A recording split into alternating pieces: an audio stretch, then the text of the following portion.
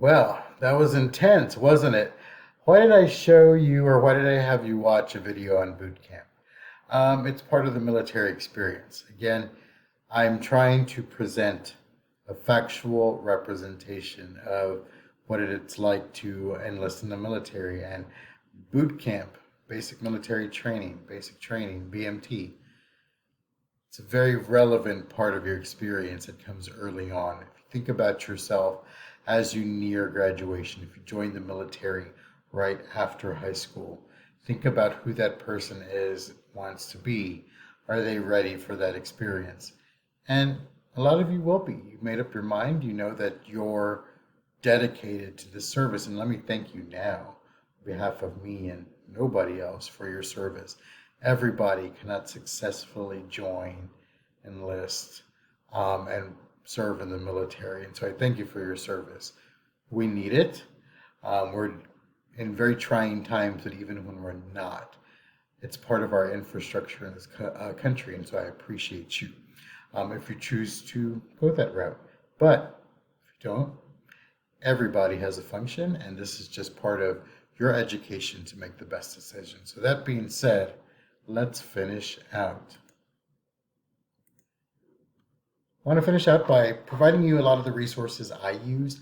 I did use others beyond this, um, really to read through and verify information that were from these resources.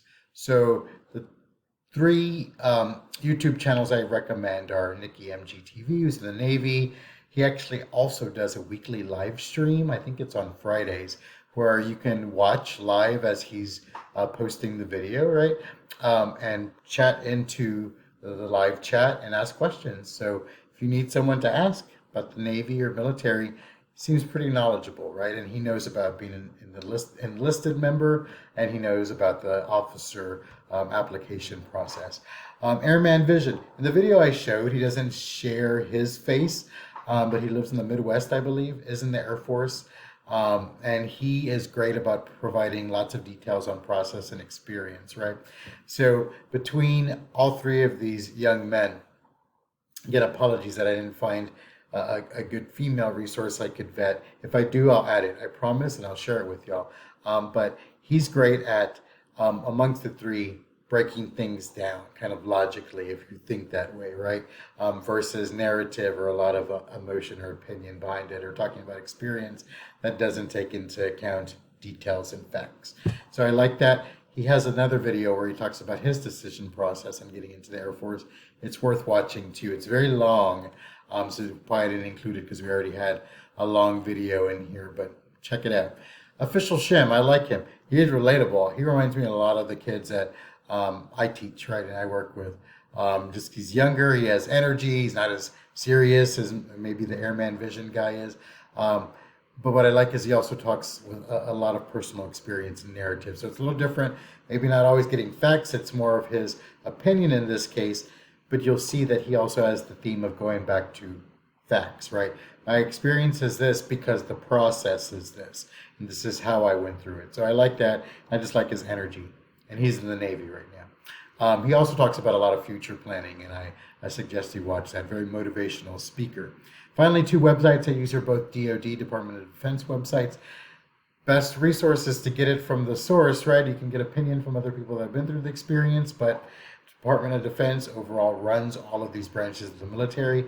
Today's military has a lot of the process information you'll want to know about, and then their My Future website, which is also from the Department of Defense, is going to provide more of the data behind things, right? So if you look at an MOS, you want to know like what score is required in what branch, what jobs are available in each branch.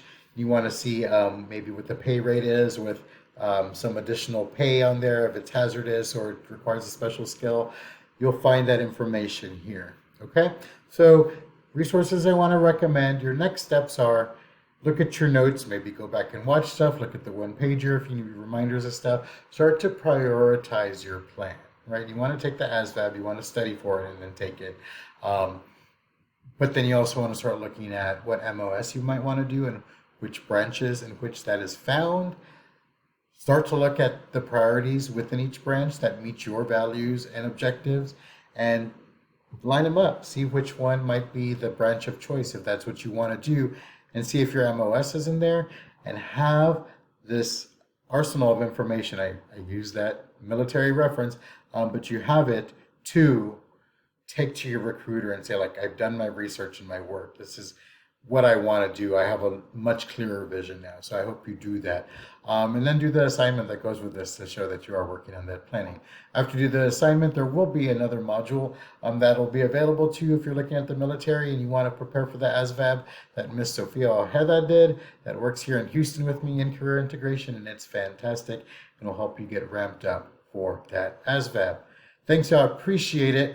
If you have any questions, again, my information will be shared on that one pager. I also put my email on one of the earlier videos that I posted within this module. I look forward to seeing what y'all get out of this. Please send us your questions, and happy planning. Thanks a lot, everybody. Bye-bye.